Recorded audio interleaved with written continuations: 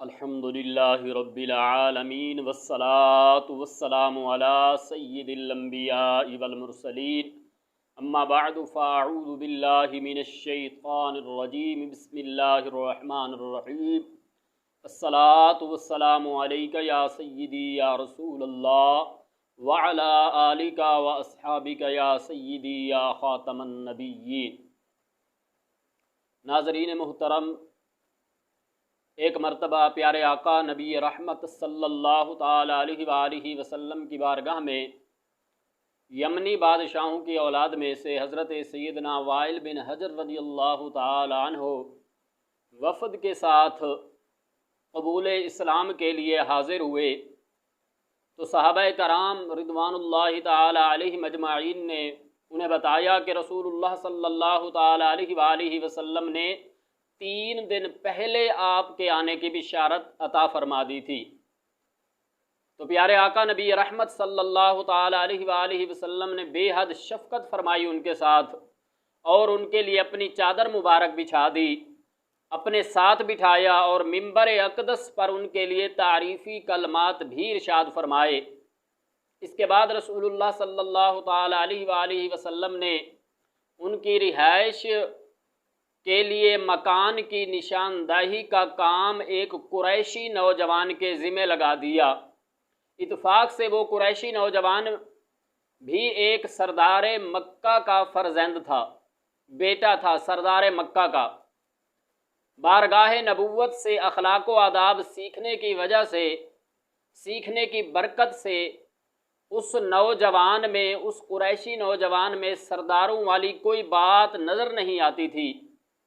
جب رسول اللہ کا حکم ملا تو وہ قریشی نوجوان حضرت سیدنا وائل بن حجر رضی اللہ تعالی عنہ کے ساتھ چل پڑے۔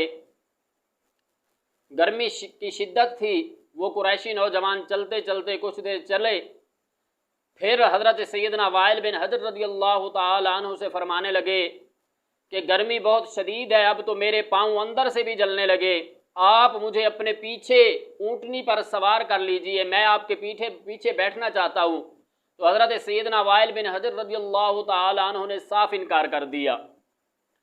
اس کے بعد اس نوجوان نے کہا، قریشی نوجوان نے کہا کہ آپ اپنے جوتے ہی مجھے دے دیجئے، کیونکہ آپ سواری پر سوار ہیں، میں جوتے پہن لوں تاکہ میں گرمی سے بچ جاؤں۔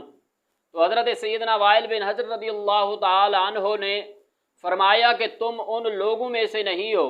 حضرت سیدنا وائل بن حجر کہنے لگے تم ان لوگوں میں سے نہیں ہو جو بادشاہوں کا لباس پہنے، تمہارے لیے اتنا کافی ہے، اتنا ہی بہت ہے کہ تم میری اونٹنی کے سائے میں چلتے رہو۔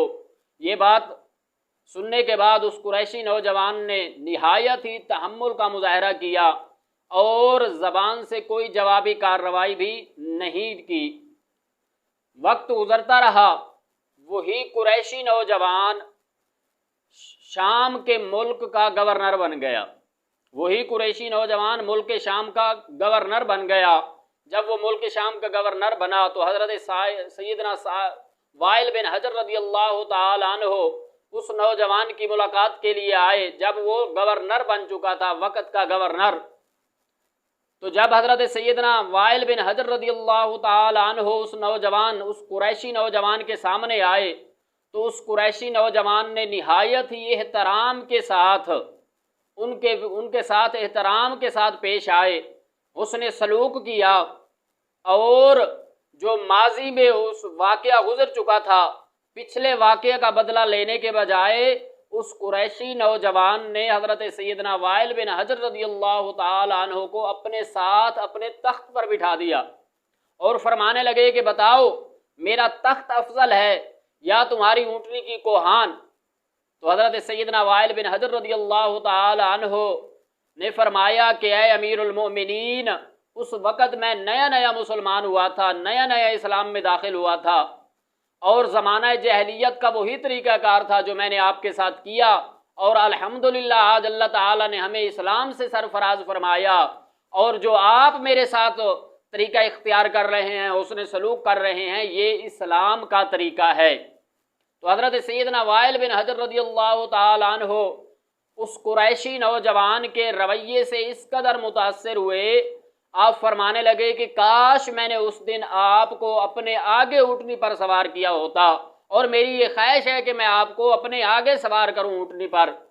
تو پیارے بھائیو، آپ جانتے ہیں کہ تکلیف برداشت کرنے کے باوجود حسن سلوک سے پیش آنے والا بردبار قریشی نوجوان کون تھے؟ وہ کوئی اور نہیں، جلیل القدر صحابی رسول، عاشق اہل بیت، کاتب وحی حضرت سیدنا امیر معاویہ رضی اللہ تعالی عنہ تھے۔ تو اس سے ہمیں کیا درس ملتا ہے کہ جب اللہ اور اس کے رسول کا حکم آ